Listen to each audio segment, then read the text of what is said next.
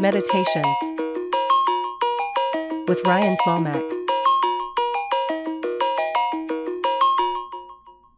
Today marks the Sweet 16 of this show. This is episode 16 of Meditations with Ryan Slomek, a podcast all about making space for conversation to figure what we can learn from people, and I want to thank you so much for being here. It's been a blast these past 16 episodes. We have plenty more in stock, and today we're going to learn from somebody of interest. Today's interest is Bill Lascher. He is a Portland, Oregon-based journalist. He's the author of Eve of 100 Midnights and The Golden Fortress. He has a new book coming out on March 26th called A Danger Shared, which is sort of a mixture between journalistic integrity, research, and photo essay, which sounds quite fascinating. In this conversation, we're going to talk about Bill's evolution as a writer, kind of discovering writing roots in his family, figuring out the best method to get your story out in 2024, and just kind of take a critical look at the research process. What does it mean to be a researcher when you want to communicate something that is both imaginative and informative? So I hope you find this to be a valuable piece of dialogue. And without further ado, here is Bill Lascher. Bill, thank you for joining and bringing your inherent research background to my show, where I try to pride myself on extensive research. I feel like I have, I don't know, like a playful competitiveness with you already, and we haven't even started the interview. Well, thanks for having me. And from what I've listened, that's one of the things. I was listening to the one about Wizard of Oz, and you mentioned that you had watched it that day, and that seems like a smaller thing, but it just shows the professionalism that I think a good researcher should have. Well, I do my best, and and sincerely, I really admire the way in which you, you pepper in details, you build visual landscapes with all your writing, but you also you don't compromise on the research, and I'm excited to get into that as we talked. But the first thing I want to start at is that here I am in the Northeast, here you are in the Northwest. In Central New York, we've got beautiful overcast skies and whatever, but we're not as weird as you guys are. So how's Portland doing? Is it staying weird? Is it staying awesome with your presence? Yeah, it's pretty great. It is being very Portlandy today with, it's been raining and overcast. I got back from a trip to Southern California to see my family for the holidays, and it was nice there, and it's gray here, and it's just right.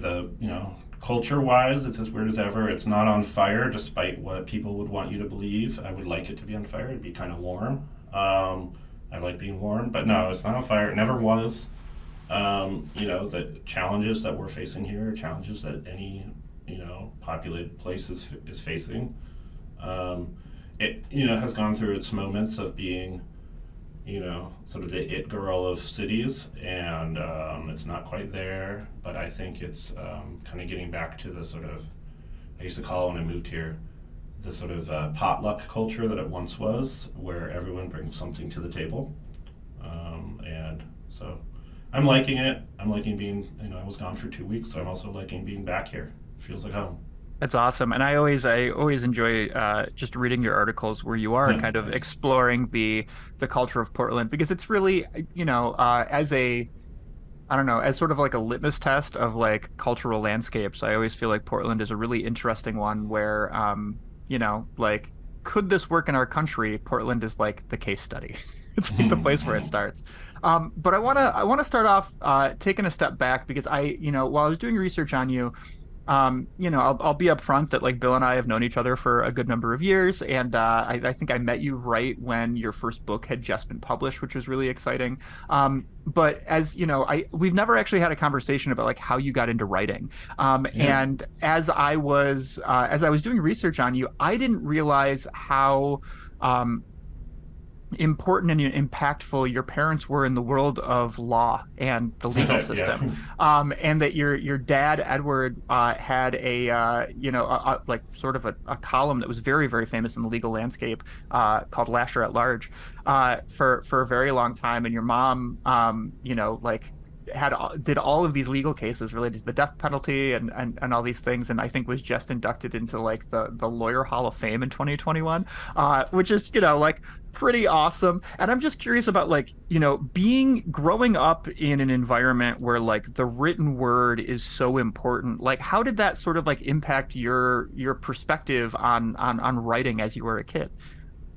Well, it's first of all, it's kind of funny because I never realized how much the written word was involved in their work when I was a kid.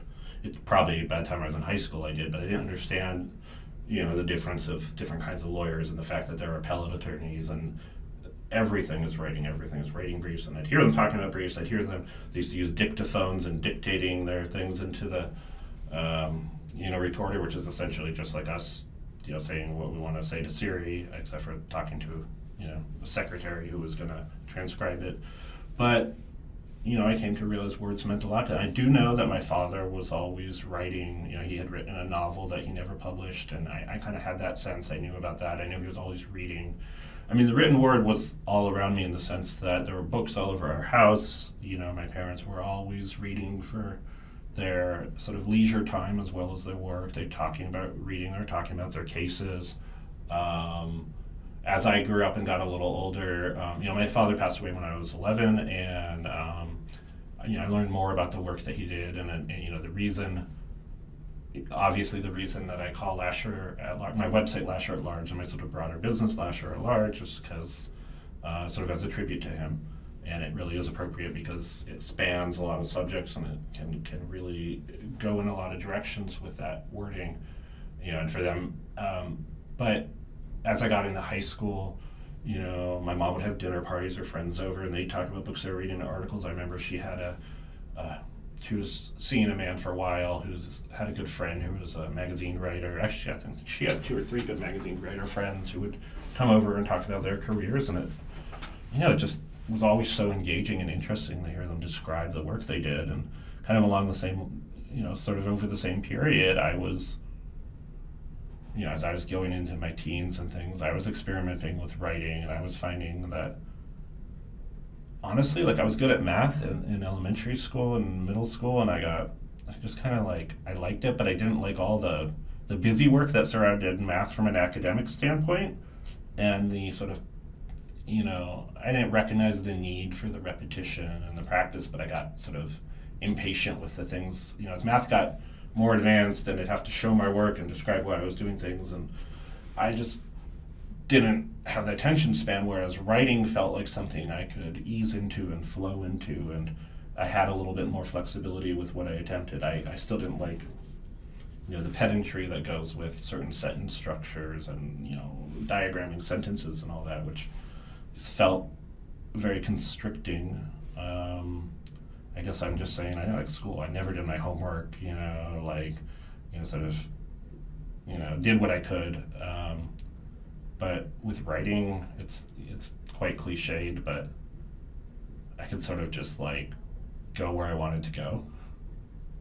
Yeah, when you were at what so you ended up going to Oberlin and getting a degree in Mm-hmm. history, and then focusing on your master's in journalism in 2009 from University of Southern California. But like, at what point did that sort of meshing of like, and I want to use the term creative nonfiction like Mm-hmm. intentionally and correctly, but like at what point did that understanding of journalistic integrity and research, and then sort of like creative ways to tell the tale, when did those start to kind of mesh in your brain, or Mm. become a part of the voice that you wanted to express?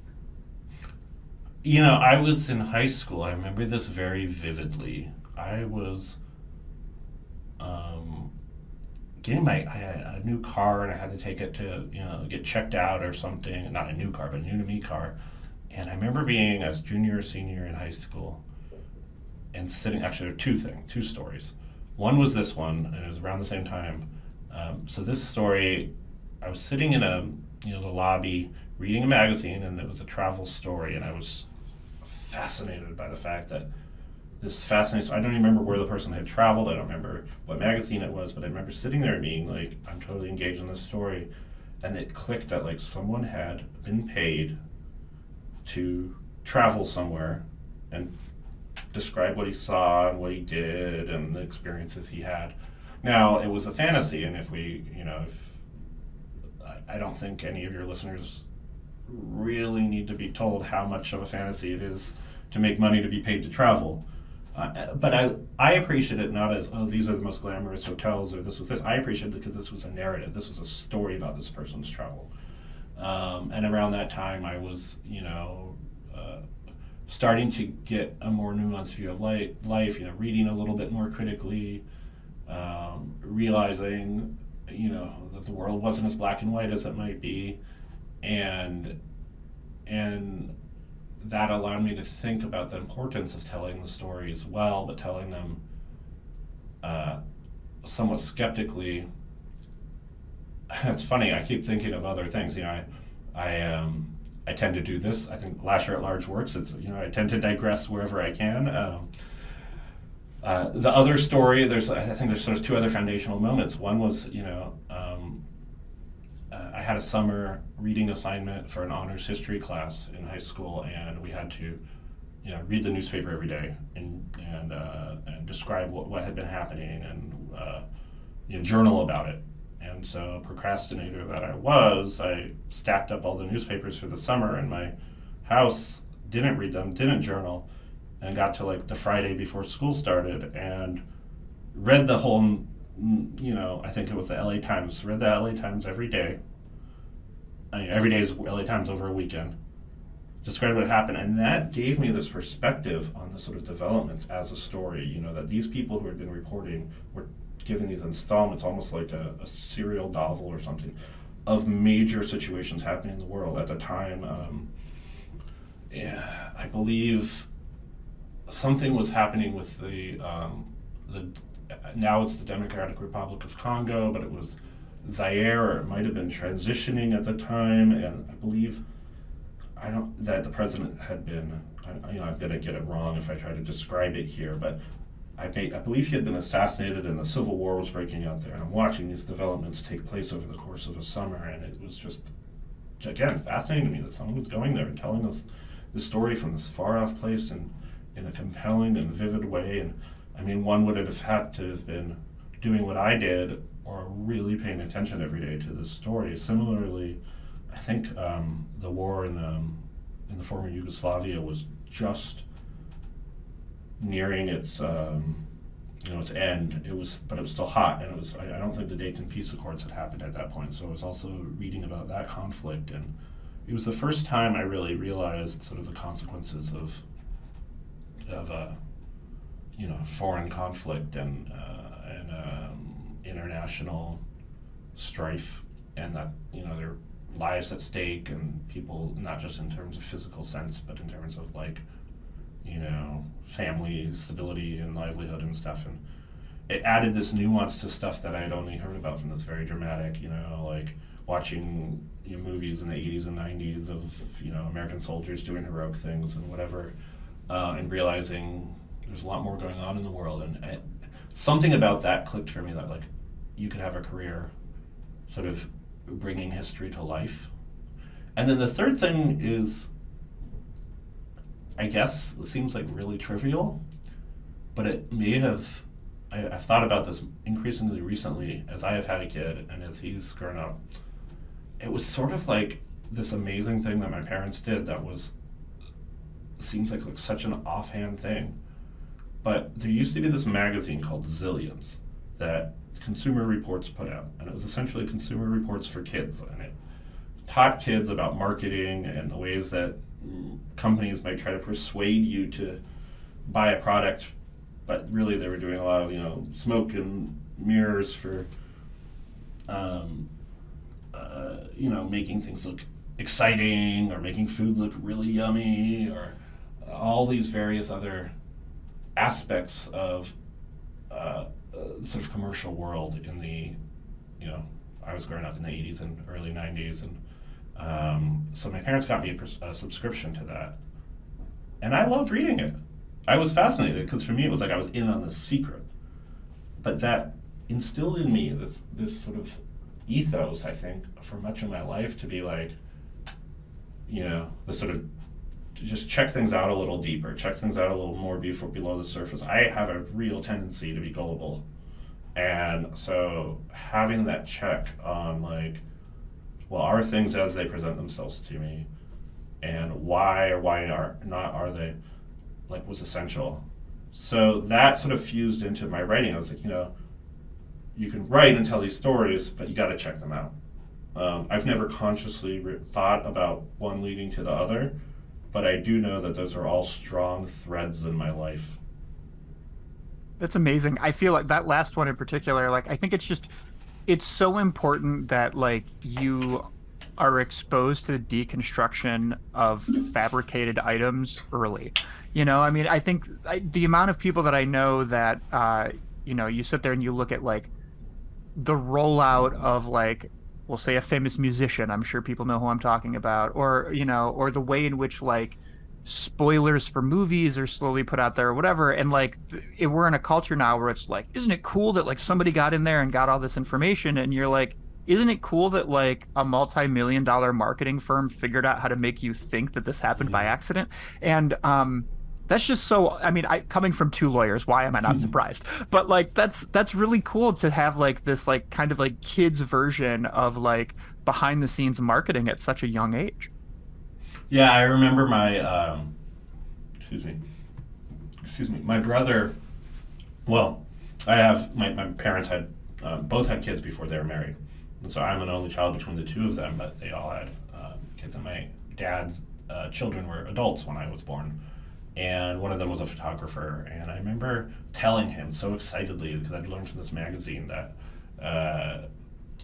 How they made like a cereal look amazing and crunchy because it was in like glue, and he's like, yeah, it just starts telling me about the studio, sort of studio tricks of photography that people could do. And it was like, I think that it was sort of almost like they were waiting for me to find this stuff out. But also having a kid now, I see it again. Like I see my kid get excited about marketing, and it's like, how do I like, it's this weird thing where like, how do I like guide him like away from like getting caught on this sort of machine of sort of constructed realities, but then maintain his sort of sense of wonder. And like, I'm not the kind of person who like wants to be skeptical of everything and wants to be a downer about everything in a wet blanket. Like there are some things I'm like, yeah, it's fine, just like have some wonder. And it's like, I'm not super anti mass culture. I mean, I like, my favorite band is U2, and they're like this massively commercial band.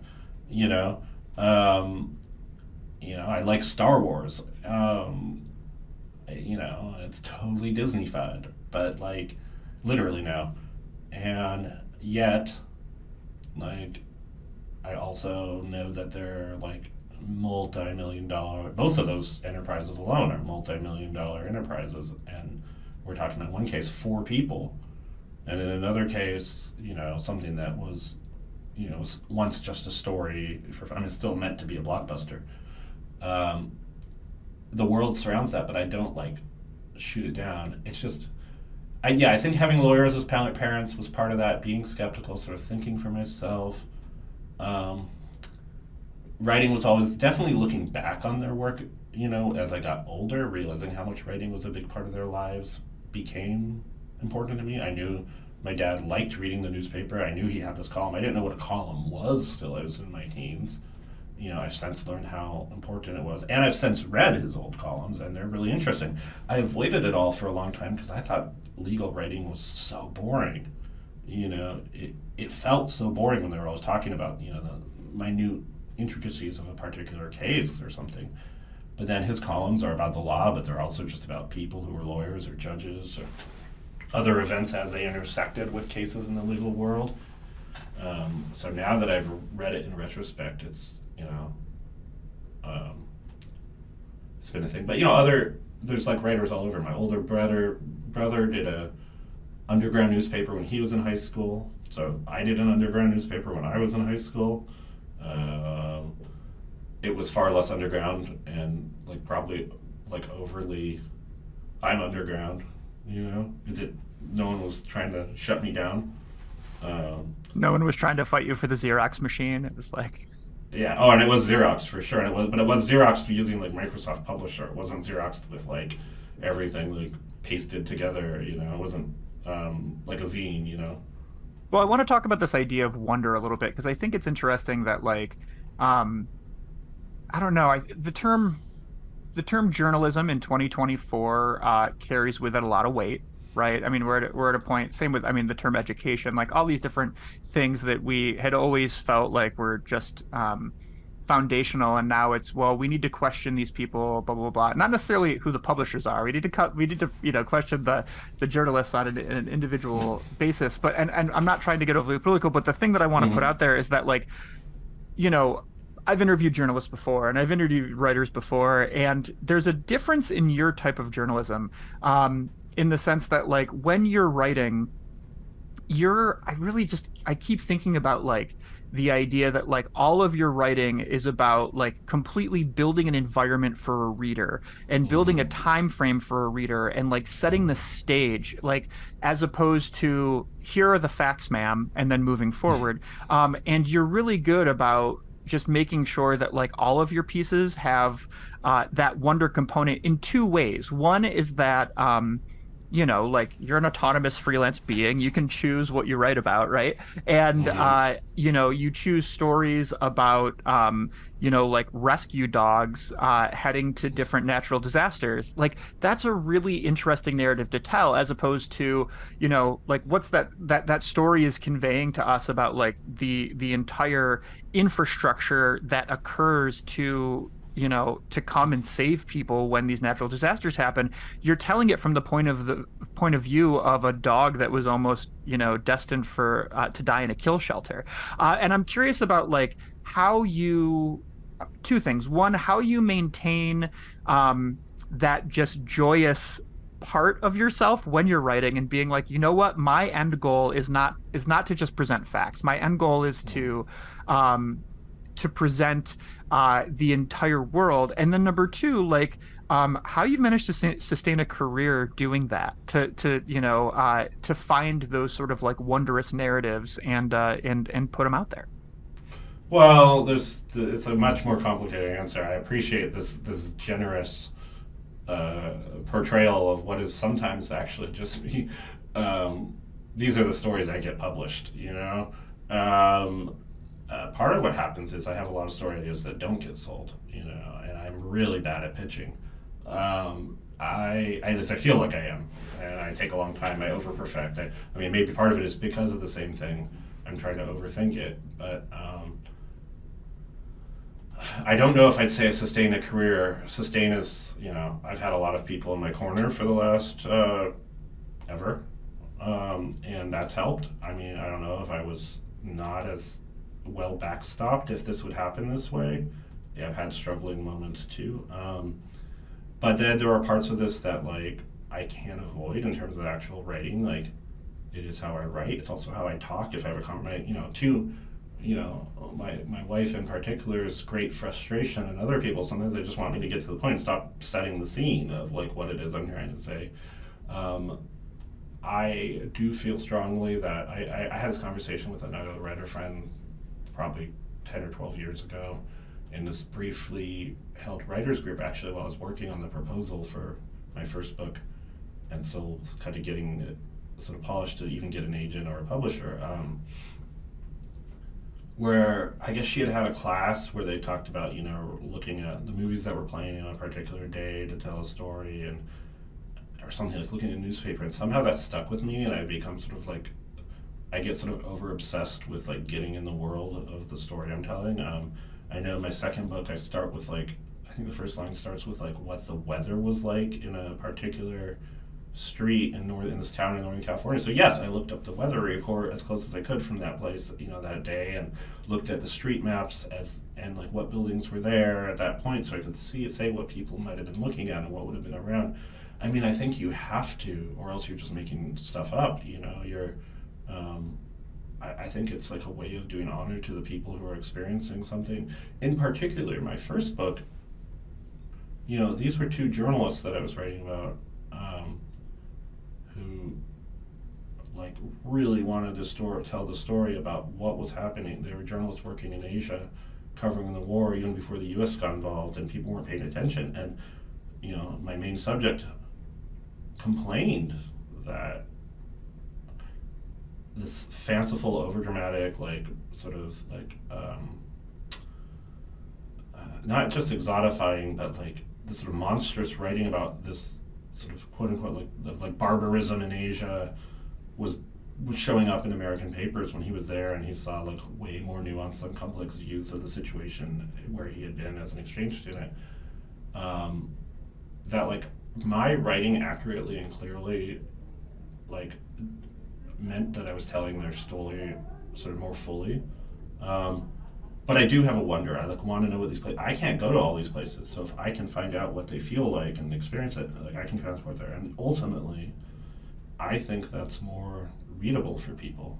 I think that's more interesting to people to like be in a place and stick around versus see a story of some landslide that's people been lost in and dogs that have searched through rubble to help them. It's just one more tragedy, but then you have a story that's, I know dogs, I like, oh wow, dogs are doing this amazing thing to help these people, I'm going to keep reading about it. I think sometimes to our detriment we look too much though for those like hooks. I think what you mentioned about the infrastructure behind how a Search Dog Foundation is set up and all that matters too. And writing about sort of why things really are the way they are is really crucial, and I'd like also love to do more of that work. I can't talk about it too much yet, but I'm just finishing up a piece that I've been working on for longer than I expected. My first sort of more harder piece that more sort of straight reporting about the way money's spent and what people are doing with the money, sort of for an ostensibly positive purpose, and really with a lot of positive impact, but with a lot of questions about why they're doing that left up in the air, and it involves storytelling, and it involves journalism, and who's funding journalism, and why, and there's not a lot of skepticism in where that money's coming from. So I think it's also important to tell that kind of story of it's really like easy to be like everything's this pretty picture and we need more like positive material. I think that's true. I think we need more happiness. I've noticed you emphasize play and joy a lot on this podcast a lot, and every time I hear that I get really excited because like for me, I think you said in your first podcast when you were talking about, I think you said almost offhand, like joy is like the purpose of life, like we exist to, and I kind of agree. It's like, why are we here if we're just moving through life? If my role stoking joy can be transporting people, but also helping them sort of more fully understand the world in which they're transporting, then I've done something. But I'm going on and on and on. I'm sorry. It's all good. I think that I want to interject with just a few things. I think one is that so you referenced your first book, which is called Eve of 100 Midnights, came out in 2016, right. And it follows Mel and Annalie Jacoby as they are basically like trying to make sure that they're safe from the Japanese. They have relationships with China, and they're constantly in danger, and it's just a really cool book, and I'll leave it there for the pitch, but we're going to talk about something later that comes back to that. So I just wanted to make sure that listeners were aware of that. One of the things I'm really curious about though, Bill, is like, you made the comment about the fact that like, like as a journalist, like you feel compelled to go and figure out what is the weather of the day on the street, what are the buildings that are happening, and not all journalists operate like that. And I'm not belittling others who don't write like this. I think one of the beauties of journalism, as opposed to just like reading bullet points of facts, is the fact that like the different voices all carry their strengths and weaknesses. And it's important that in journalism, like part of the reason that like reading the paper on a Sunday is a valid activity is that you're getting 50 different narrative voices in your head, and you're figuring out which ones resonate with you and how those stories are going to sit with you. but not every journalist is gonna figure out like what was the special on the menu at the the restaurant that was located across the street from the building you're talking about. I'm curious about your research procedures. Like, how do you, because you deal with a mammoth amount of information. I mean, like, it's, as I read your work and I'm seeing just the sheer number of sources that you're coming from, my brain can barely comprehend that as a reader. And I'm just curious about, like, as a creator, like, how do you regulate your research? How do you organize your research? How do you say enough is enough? How do you say I need more? How do you do all that? I wish I had the answer. You're absolutely. It's funny you say you can barely, as a reader, you can barely process that or regulate. That's probably a problem. Let me clarify my statement. When I say I can't, my problem is that I'm constantly deconstructing things, and as I'm reading your, paragraph after paragraph, I'm like, how on earth is Bill figuring out where these sources are located and how he's getting that? No. As a reader, the story is clear, but as a deconstructor, I'm like, my brain is just baffled by the mechanics of your head. But that's the thing is I'm constantly doing that. That is what's happening too in the story. Is like, it's really hard. You ask me, how do I know it's enough? And I don't. And then I'm like, usually how I know it's enough is that I've missed my deadline 5 times over, and that's, it's been complicated. It's been so strange to figure out this process again, like after, my so far only, and I think probably only kid was born a couple months before the pandemic, well, before lockdown started, not COVID was here. But like, he was born and at the beginning of 2020, and things were crazy from that. And right around, like literally, I was in the hospital when I got the offer. I wasn't. My wife was in the hospital. I was with her in the hospital when, my agent came back with publishers' offers for this book, and then I agreed to a deal, and for my second book though. But my point being, I thought I was going to do it really fast. I had this whole plan, but then I had a kid, and lockdown started. So all the stuff I was going to do, my process would have been stuff I learned from the first book, identifying sources of maybe some archives that had material that was relevant, connected to either the subject I was writing about or the people. Trying to get there, maybe writing some grants to get to these places. That all went out the window. I still don't know if it went out the window because I was a new parent or because there were lockdowns or both. Life was different. And now that I have a toddler, it's even more different. But it sort of forces me to narrow my time down. But I had to be candid and like be okay with myself saying I'm not going to do this in time and I'm going to ask for more time. But I also need to know when to pull a trigger. And that is my greatest flaw. Is realizing that you're never going to get all of. My greatest flaw is not realizing you're never going to get everything. My greatest flaw is not deciding. There's a different version of this flaw, which is like decision paralysis. It's not just. It's not just are you getting more stuff, but it's also deciding. You can tell a good story. You have the confidence to tell a good story. You have got some good material. You can be transparent about what's omitted. You can say, this is the story as I know it, or this is the amount of information about this subject that's available. I think good citation is good. I was a little like I'm always like, I never. My master's degree was a 1-year program in a professional setting. I never did the sort of advanced academia of like properly citing sources with, whatever, whatever, MLA format or whichever citational format. I'll talk to real historians who probably would be aghast at the way I do my research, the way I track it. What I do is just, I have the idea, I'm like, I sort of go back to sort of journalism. I always sort of approach a big story, a book or anything. Who was there that I know about? What might they know? Where would they have been? And then I branch out, like what material, like, if there's an individual that I'm talking about, where did they go to school? If they went to, higher education, then you might have some alumni situation. You might meet someone who's still around. You might have a child with them who might have their papers in a closet. They might have donated their materials to their alma mater or to the place where they worked or that place that studies what they did. And And so I just sort of started to set that stuff out. And for the first book, it literally was just like writing names down and looking things up and kind of like following rabbit holes, sort of like my brain going through like a mental like hyperlink, of, well, these things are here. I've since started to, because of all this chaos I mentioned earlier,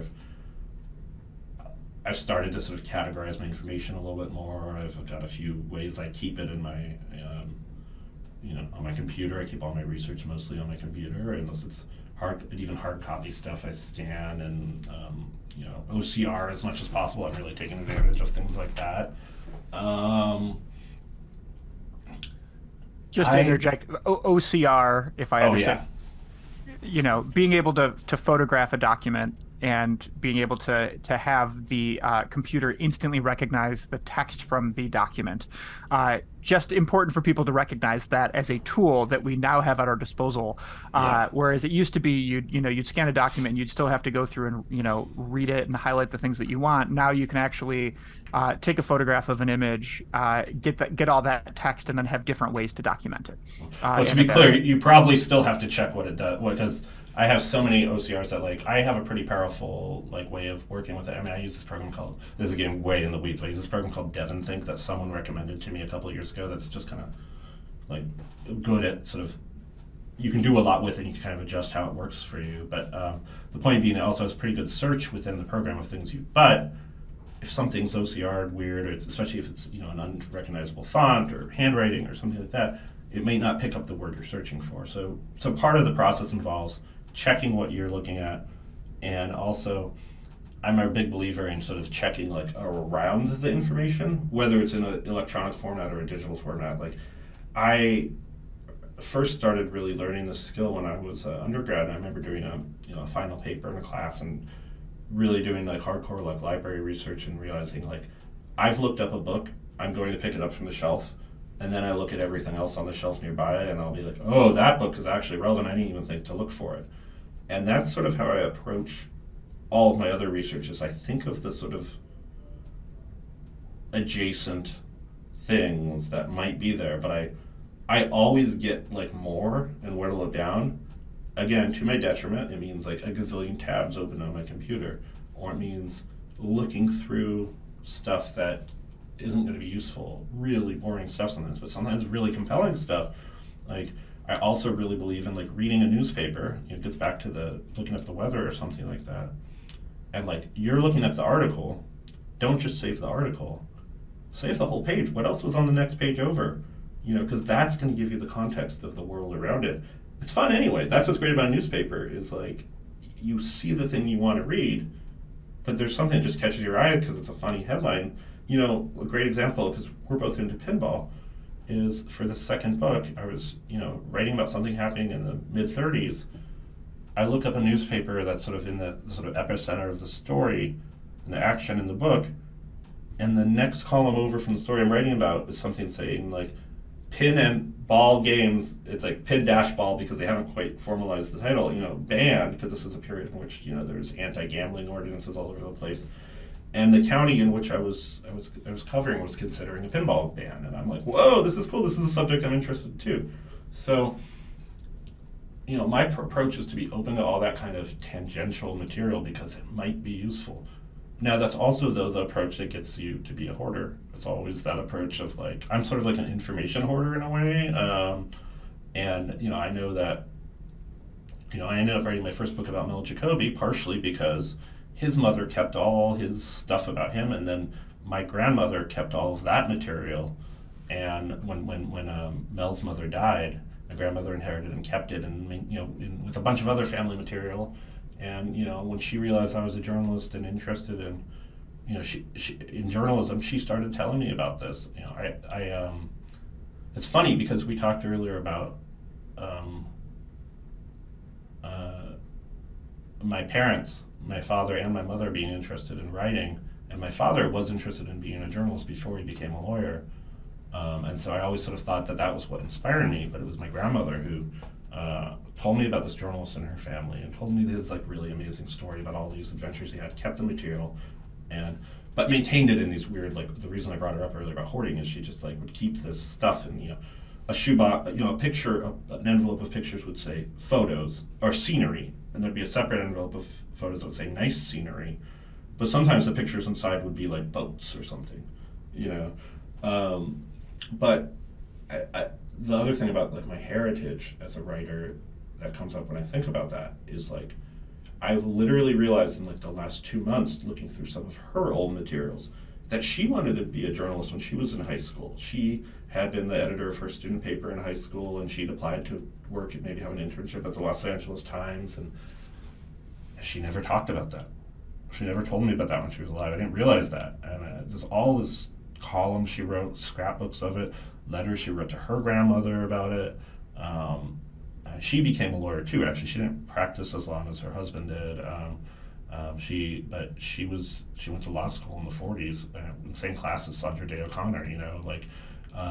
Was interested in the law, but had started with this journalism interest. So, like, it's sort of all over the place. And I mean, again, I've run down this like side road, but the side road being there's all this stuff out there, you know.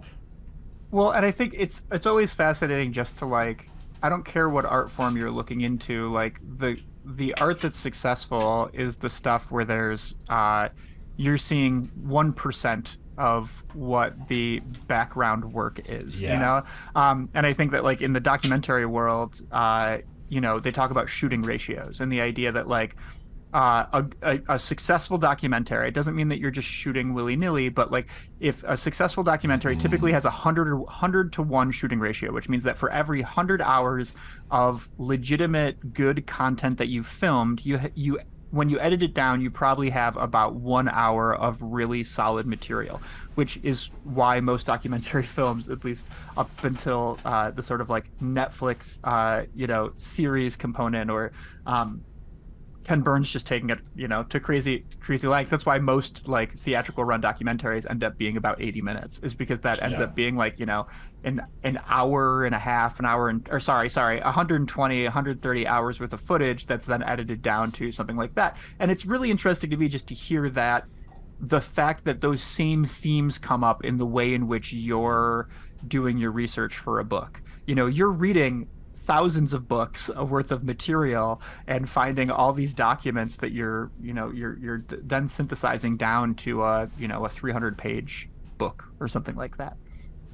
Yeah, I mean, I don't know where this term comes from, but I think it's used a lot, but it's been in my head, especially as I work in projects. People talk about gathering string, and like that's sort of what I'm always doing, is I'm gathering string for projects, even when I'm not working on something.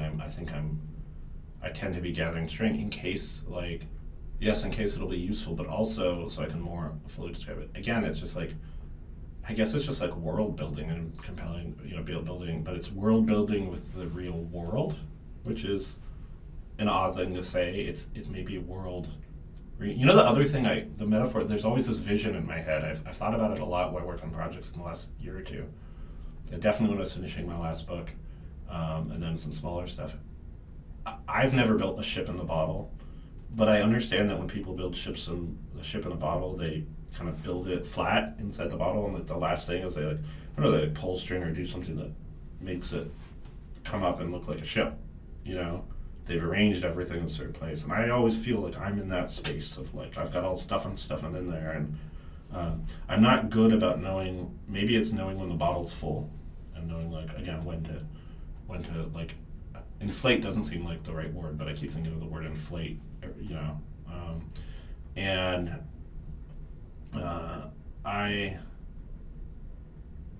just think that's what you may have seen this in your research, but I went after college. I went to the Salt Institute for Documentary Studies in Portland, Maine. Another great Portland. I mean, people give Portland, Oregon all this credit, but wow, Portland, Maine is amazing. I miss it. I miss it all the time.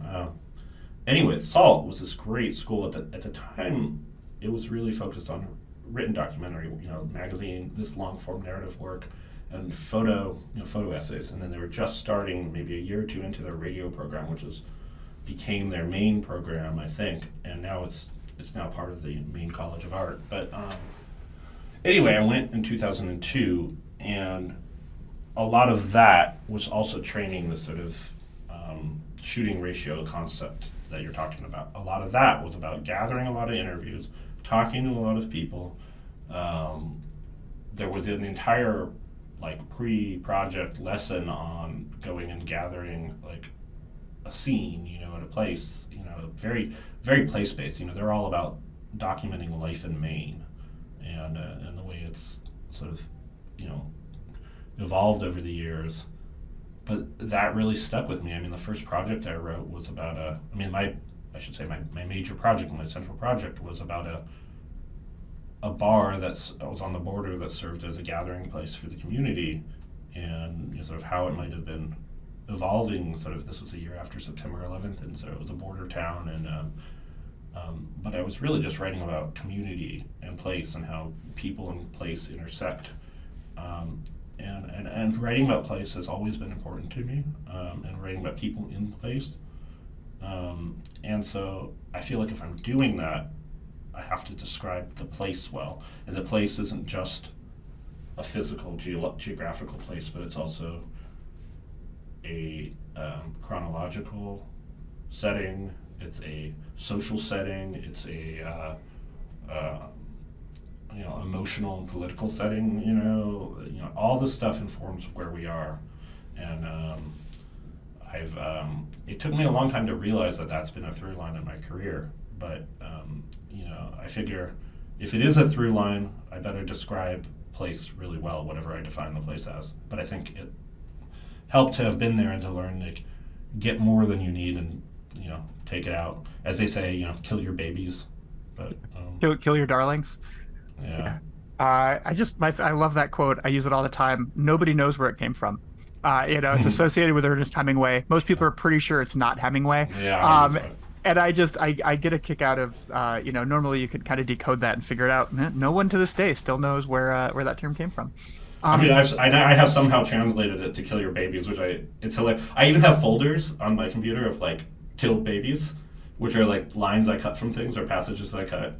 I love it. For people who are listening to this who are like, why are you supporting the death of youth? I want to make sure I clarify this term, which is the idea that if you are working on a piece of art, you're working on a project, whatever it may be, the term kill your darlings is something that's taught in a lot of creative spaces, and or kill your babies if your name is Bill Lascher.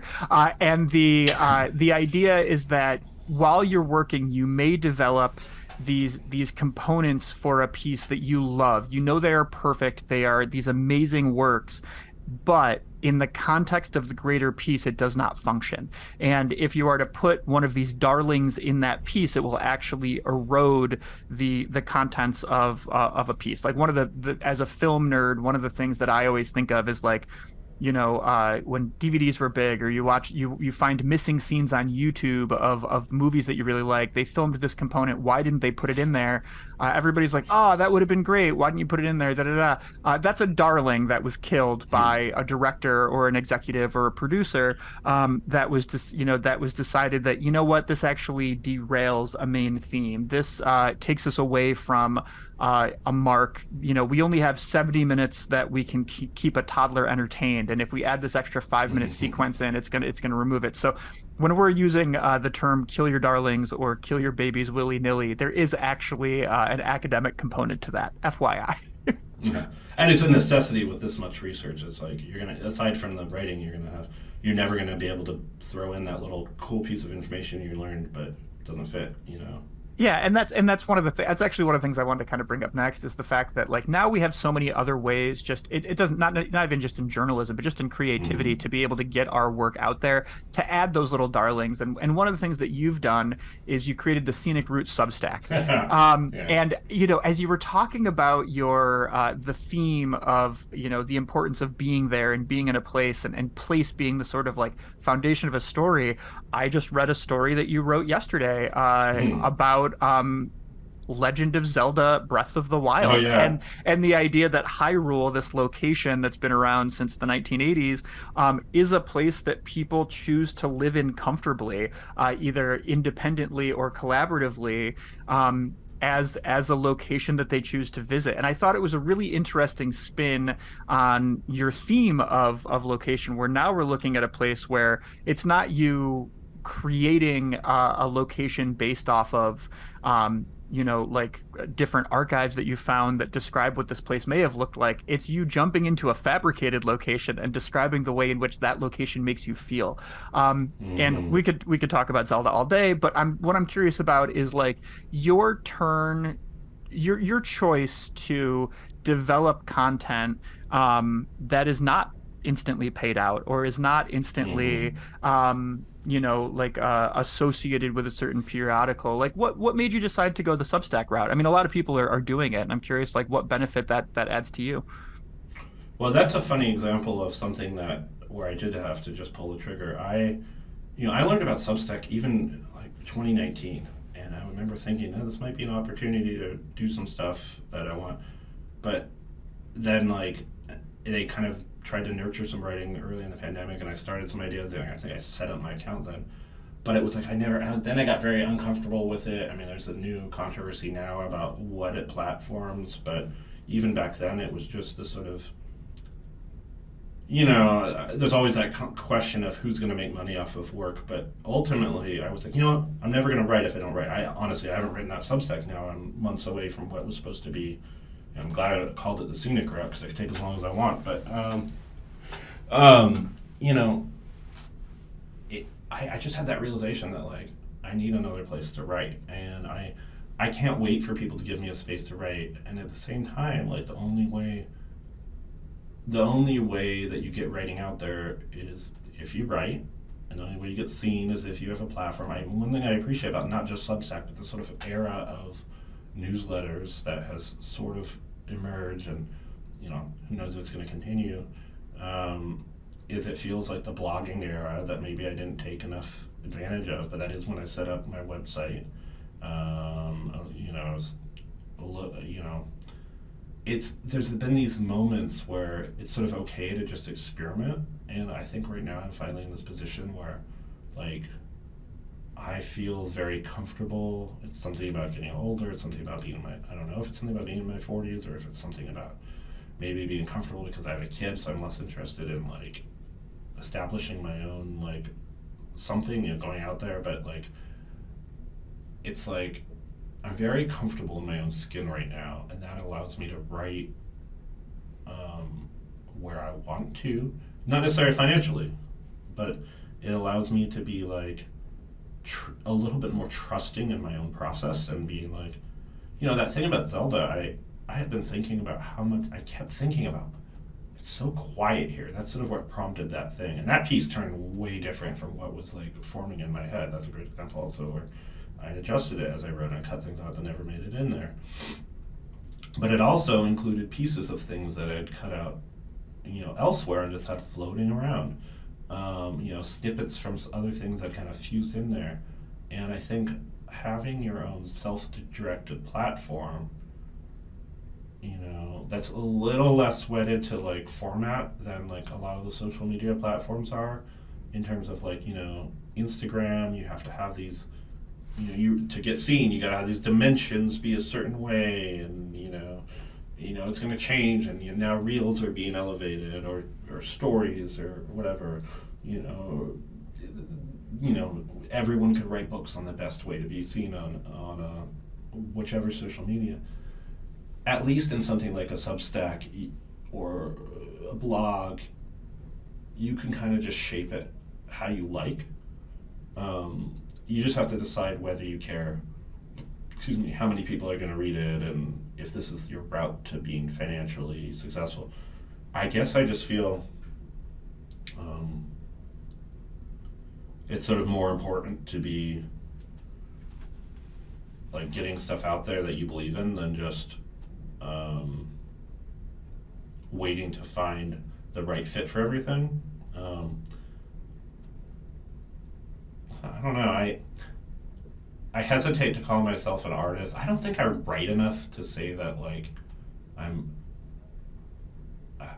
doing it. It's funny. I don't write. I get excited when I write now because I end up doing a lot of these little things that involve writing that, like, wear me out. Wow, I am really trailing off here, and I'm losing my train of thought. But What was your question? No, it's all right. So we're talking about Substack and about choose. I think you did a great job of just talking about the idea that um, as somebody who has a skill set and as somebody who has an impulse to utilize that skill set, Substack was a way for you to create create a venue to put that information out there. The one idea that I just want to see if we can finish this point that you just talked about uh, is the fact that um, you get excited to write now, and the things that wear you out from the writing process seem to be sort of removed when you're writing for either this platform or well, these things. well, for example, I mentioned before I was finishing this like piece of journalism for someone. So once I'm done, like I was excited to do the writing aspect of that, but I overwrote it. I wrote it a little too long and it got more complicated than it needed to be. But I also felt like um, you know, it couldn't be left simpler. It would have just, it would have been empty. And it's an important subject. But I liked the part where I was writing, but then I also had to do a lot of writing of like why it mattered, and I have to do like emails and things like that. All the other writing that happens in life that just writing for writing's sake is like, well, is like less attractive. I end up just burnt out. Um, and it's sort of like reading. I just mentioned like, I was saying this one the other day. I don't read very much anymore because like for my own pleasure, because I'm reading like little documents all the time, little things, sources, research, a paper about something, a newspaper article. That like when I'm done with the day, it's like I don't want words in front of me. And writing's somewhat similar, but now writing feels because I have sort of some other ongoing projects, I can kind of ease into the writing with a little bit more comfort. Um, I mean, we're talking after the new year, and I'm starting the new year sort of on a pretty, like, not blank slate, but, like, I don't have a lot of stuff hanging over me, which means I'm, like, really excited to just, like, dig into some ideas that have been, like, hanging out there. And I'll probably spend a couple hours, later today doing some of this, and I'll spend some, uh, you know, tomorrow just, like, working on ideas. And that's just, like, it's really refreshing, and having a place like Substack where that stuff can end up is nice because maybe other people will read it and it'll spark some conversation. And usually when I write one of those, I come up with all these ideas at the end that like, oh, this is cool to talk about. This is a fun thing to share, and that brings in the research. The whole point of that Substack originally was like, all that tangential stuff I find on the next column over. It's like this is cool, and I can't just like I'm not in an office where I can just like lean over and say, hey, did you know about this? And if I were, the other people would be like, no, but I got my other work. So like, people can see it if they want to see it, and if they don't want to see it, so be it. They don't have to read it. And I'm fortunate to be in a somewhat. I have like at least one really stable client right now, so I could at least know that like most of my. I don't have to be as like much of a hustler about like getting money in, although I of course need more, and you know, but. Um, like any artist, like when you've got sort of something sustainable happening, you can relax a little bit into your work.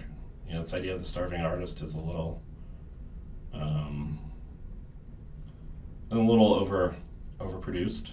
Because when you're starving, you better take that boring, design job or I've done copy editing jobs that were mindless. I've done proofreading jobs that were just the worst, where you're just like reading, making sure that like documents that are almost identical, have the commas in the right place, for hours, and they're not narrative, so you're just, finding that material. So I think it's important. That said, like I think when you're also struggling, you should try to throw things at the wall and see what sticks. And part of throwing things at the wall and see what sticks is to produce things. And I think that's really important too, just in the sense that like, we live in a culture, and I'm completely a victim of this too, where like we're so concerned about the like, I put this thing out, I hope it goes viral. I put this thing out, why are people not looking at it? I put this thing out, like my mom didn't even read it. Like it's just one of those things where you're just like, how on earth am I gonna do this? But like I've had a hard time, but I'm really trying to train myself that when we make stuff and we do it for free, and I have like big air quotes around that, that what we're doing is we're investing in our future. Like it's the only way that people are going to know that, you still are writing some interesting journalism is if there's interesting journalism for people to write. The only way people are going to know that I'm interviewing people is if there's a podcast for them to listen to. And Mm-hmm. I might release an episode or you might release something on Substack in November. And then somebody, the following April comes to you and says, hey, this planted this seed in my head 6 months ago. Can we talk about it? And it turns into something else. And I think that it's the double-edged sword of having constant outlets to put your work out into, because you can constantly put things out there and then never put a financial component to your time and never Yeah. find sustainability that way. You could release every book that you write as a free book on Kindle if you wanted, and there would be readership, but it Mm-hmm. doesn't necessarily create that foundation that you need in order to sort of move forward. But I want to switch gears a little bit and Mm-hmm. just be mindful of time that, so we talked about Eve of 100 Midnights, which was your first book in Mm-hmm. 2016, following Mel and Annalee Jacoby. You followed it up in 2022 with The Golden Fortress, which is sort of, about the California police state blocking people from coming in who are affected by the Depression and the Dust Bowl in the 1930s.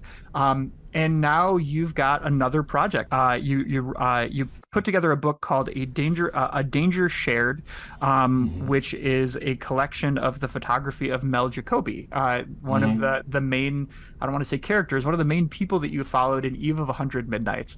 And I was wondering, I don't want to assume anything because I haven't seen this amazing book, but can you tell us a little bit about this book? Yeah, so as I worked on, it was funny, I went into Eve of 100 Midnights and telling Mel's story, mostly understanding him as a writer, because he had ended his life writing for Time magazine and Life. And I learned in reading his story that he was just as much, or he was becoming a photographer as well. He went to China first as an exchange student, and then sort of fell in love with the place and also fell in love with the importance of covering, of international relations and things. Um, and so went back there as a freelance journalist a couple times, and then ended up in what is now Vietnam and Cambodia and Laos, but what was then known as French Indochina, and then there for a long time. Was in Hong Kong, was in the Philippines, very briefly was in Japan after his first year in China. Ended up traveling all over that region and brought a camera with him all the time and took amazing photos. And it's interesting. So I ended up with all of his negatives, all of his prints, some of his even his motion picture work, reels of home movies he took in some of these places, including China's wartime capital of Chongqing, and while it was at war. And it's amazing stuff. And it's two things that are interesting. One is you see the evolution of this like student visiting Asia and then a journalist, and he ends up making friends with other journalists. You see this sort of photography improve over time. But two, you're also seeing the situation, mostly in China, but also in the former French Indochina, and then in the Philippines, sort of change from a place that's not at full scale war to a place that's at war. There had been skirmishes between Japan and China for years by the time they declared war in July of 1937, but he was there when that happened, and then so you're seeing daily life. People going to get their hair cut, or people selling food on the side of the road, or people running to bomb shelters. And so all this photography has been there. A very small selection ends up in Eve of 100 Midnights, and I digitize some, put some on my website. But I was learning about analog photography at the time I started working, mainly inspired by him. I got the same camera, the model of camera that he had used, and got really interested in what developing film is. But I also got interested in scanning this stuff and archiving it and preserving it. So I spent the summer of 2020, while I was writing Golden Fortress, scanning every one of Mel's negatives. I'd already scanned most of his documents, most of his telegrams and things like that, but scanning like his other interesting material and putting it together in a way that the first book is more about Mel and his story and how he became a journalist and why he became a journalist and what he was doing. There was still this sort of untold story about what it was he was seeing, and these pictures help tell that story. And in particular, even today, we don't know as much in the West about the war in Asia as we do about the war in Europe. Even the war in the Pacific is covered less than the war in Europe. In the Pacific theater, in terms of where the U.S. was fighting, there's so many collections of photography of these conflicts, but seeing this conflict and the place impacted by this conflict, that I think the number of people who died in the war between Japan and China is something like 14 million between 1937 and 1945. I mean, that's a huge figure. Huge figure. Places that are eternally changed by this conflict, just as the events that happened in Europe changed Europe, and we don't talk about that. And that was the case for Mel back then too. He was taking these pictures because this is a place that increasingly mattered to Americans. Particularly, he was from California, to Californians. Trade was increasing across the Pacific, things like that, but was neglected, whether it was for racial reasons or cultural reasons or economic reasons or just ignorance. And so this book is partially a way to sort of display the work that he did and tell his story in a different way, but it's more a way to bring these pictures back to life to people who may not have seen, to look at Asia in the 1930s and early 1940s from a Westerner's perspective. I am a Westerner with the perspective of filtering the perspective of a Westerner who his perspective was further filtered by his understanding of the region. I am not neglecting any of that, but there just isn't much of this material that survived, of cities and towns and buildings and people and events that some people know about but a lot of people don't. And so the book is a way to present that, but it's also like gorgeous photography, it's interesting, it's compelling. A lot of the subjects and discussions about the conflict and whether we should get involved or not, what side we should support or not, why and why not, how journalists are discussing it or not, what influences are there, all matter today. I finalized the book, late in 2020. It ended up being delayed much longer because of a variety of personal and world events, mainly the pandemic, but other things too. But it's still relevant. I think it felt particularly relevant after the war in Ukraine started, and it's sort of relevant again with the conflict in Israel and Palestine, and it's very this discussion of how and why journalists are covering conflict is still so present. Mel was somebody who dealt with the sort of, one of his images, there's this really compelling image, I talked about this in Eve of 100 Minutes, was treated as fake news by some people. It was a really horrible catastrophe that had happened after one bombing raid, and people didn't want to believe that this horrible thing was happening, and so I think it's still relevant. So yeah, this book is sort of I guess flip side of the writing I did in 2016. It's a way to show sort of what had happened, and it goes through sort of the timeline he was there. So it's there's sort of a chronological element to the collection. It's like coffee table book type of thing. There's photos with contextualizing text. There's a couple documents of the time that were interesting. Like cool, stationery or maps or things like that. Again, to provide some scene setting, a sense of the feeling of what it would have been like to be there, because these artifacts have made their way to me. Well, that's what's coming out. Yeah, that's awesome. So just to reiterate, it's called A Danger Shared, a Journalist's Glimpse of a Continent at War. And available wherever books are sold is the the glorious tagline. Yeah.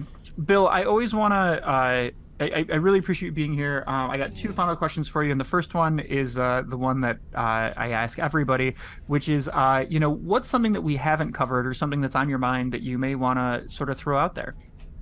Well, of course, we haven't really talked about pinball. I love pinball. I still want to write a book about pinball and the world and the subculture. I mean, as you know, it's really, any subculture is interesting, but it's a cool thing and it's fun. And there's a lot to be written about it. I wrote an article, I was lucky to write an article right before the pandemic about how early aspects of the pandemic were affecting this subculture. But it's funny that pinball's always kind of been a presence throughout my life too, because it just has. And writing about it, I tried writing a book, I proposed a book, but no publishers picked it up. Actually, around the time we met was what was happening then. And it can have a lot of descriptive, because you got to tell the story of this game that's very physical in a very descriptive way that people who don't play it would understand. And so that was an interesting writing challenge. So I'd love to find a place for it. So I guess listeners should know that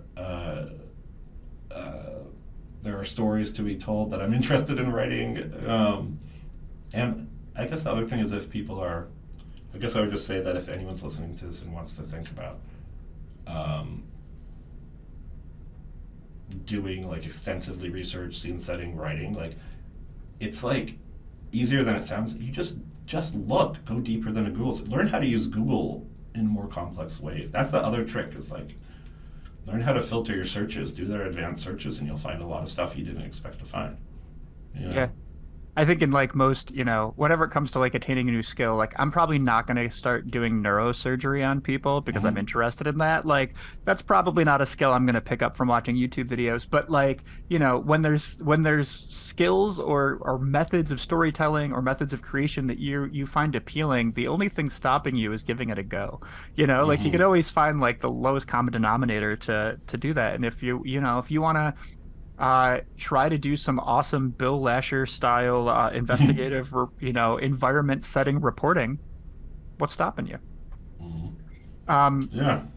So real quick is I own a pinball arcade. I love pinball, and Bill wrote a great article for Fortune magazine, or Fortune.com, my apologies, called "No Quarter: Coronavirus is Killing Pinball Halls and the Other Communal Spaces We Call Home," which is a great article, just looking at not only like it was released March 21st, 2020, so shutdowns had just occurred, and it's a really nice like on the ground look at the way in which people are instantly impacted by their gathering spaces, their hobbies, their groups no longer being able to get together. And I found myself rereading that last night and just completely flashing back to myself as a teacher at that moment and being like, oh wow, like I had completely compartmentalized and ditched an entire part of my brain, and that was quite a journey back. So thanks for that, Bill. And then the other thing I want to just put out there is, for people who are interested in your work, Bill, what are the best ways to find you? What websites, what social media? Well, I think the easiest way to find me is lascher@large.com. That's my own website. Links to most things there. Lascher spelled Lascher. I'm also on the former Twitter, whatever the heck it's called these days. I don't love being there, but I am Bill Lascher there. I am on Instagram as Lascher@large, again, LASCHERATLARGE.com. And then there's the newsletter that Ryan mentioned, scenicroute.substack.com. Awesome, and they're all really cool, and I think they do a nice job of, I don't know, each has their own flavor. As I was looking at the way in which you use them, a lot of people, myself included, can just kind of like homogenize, and you've done a good job of making it so they all have their own little spaces, which is great. But Bill, it was an absolute pleasure to chat. Thanks so much for being on the show. Thank you so much for having me. This was great. I I really hope you enjoyed that conversation with Bill, my new favorite information hoarder. I'm not sure I've ever heard of anybody who applies that title to themselves, but now I'm never going to be able to forget it. Every time I read all of his work, I'm just going to consistently deconstruct and think about all the different things that are not present and what other stories might be just floating around in his brain. Who knows? At this exact moment, perhaps he's looking at a piece of microfilm and finding another narrative that he's going to choose whether or not to share with us. But truthfully, a wealth of knowledge and just such an insightful conversation about the creative process and what goes into and what comes out of the work that we see published. If you are interested in learning more about Bill, please consider checking out Lascher at Large, his website, and look for his new book, A Danger Shared, which comes out on March 26th, and you can find at all of your favorite booksellers. Looking ahead, on March 13th, we're going to have Julie Sellers on the show. Julie is the owner of a company called Elevated Outcomes, which operates out of East Nashville. That company is one that works with different creative firms to figure out how to help them expand and grow their businesses. She's basically a business coach for creatives and is just phenomenal at what she does. So we're going to come to that conversation and kind of talk about her career trajectory, seeing a lot of parallels between the corporate world and the needs in the creative space.